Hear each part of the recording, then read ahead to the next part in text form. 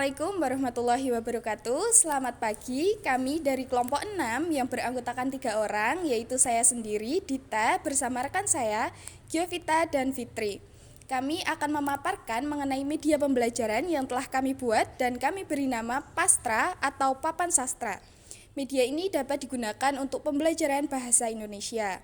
Kami akan menjelaskan mengenai cara pembuatan hingga cara penggunaan. Namun sebelum itu kami akan menjelaskan mengenai capaian dan tujuan pembelajaran.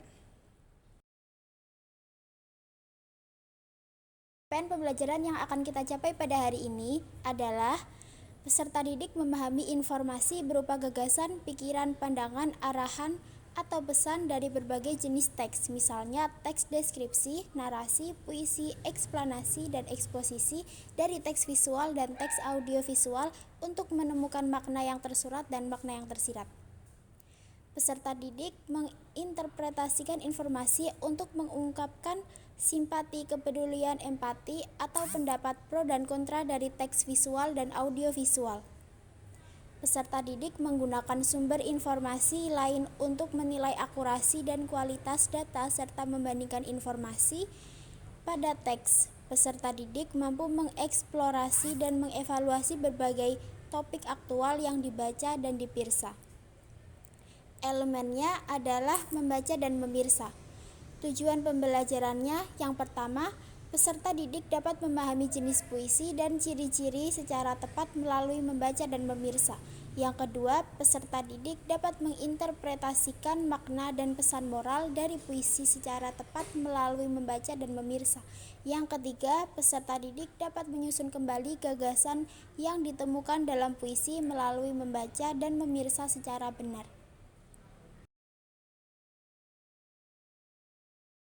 Baik, di sini saya akan menjelaskan bagaimana sih cara membuat dari papan sastra ini.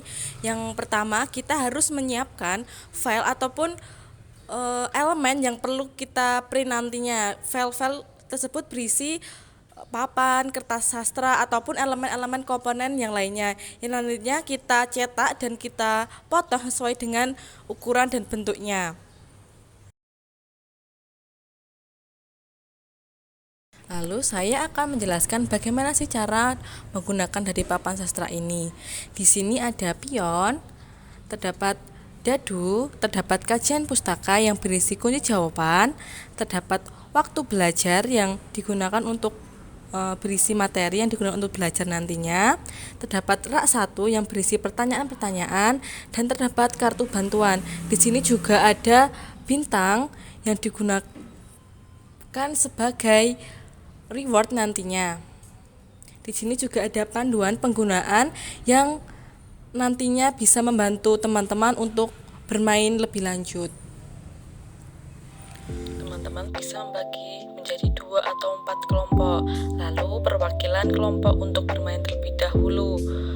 Kalian bisa membagikan kartu terlebih dahulu sebanyak 2 setiap pemain. Lalu kalian mengambil dadu dan melemparnya.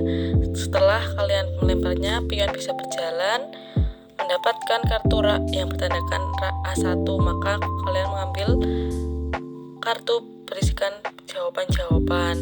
Lalu jika tidak bisa menjawab, kalian bisa menggunakan kartu bantuan. Kartu bantuan yang diambil yaitu kajian pustaka yang berisi kunci jawaban dari soal-soal di rak A1, maka kalian tidak akan mendapatkan reward yang berupa bintang.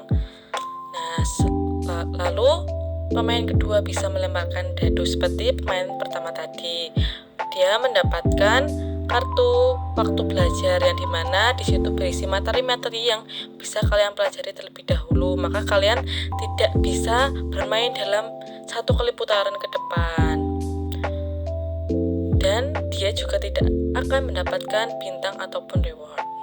Selanjutnya permainan ronde ketiga, pion berjalan pada rak A4, maka mengambil kartu berisikan rak 4 yang berisi pertanyaan-pertanyaan.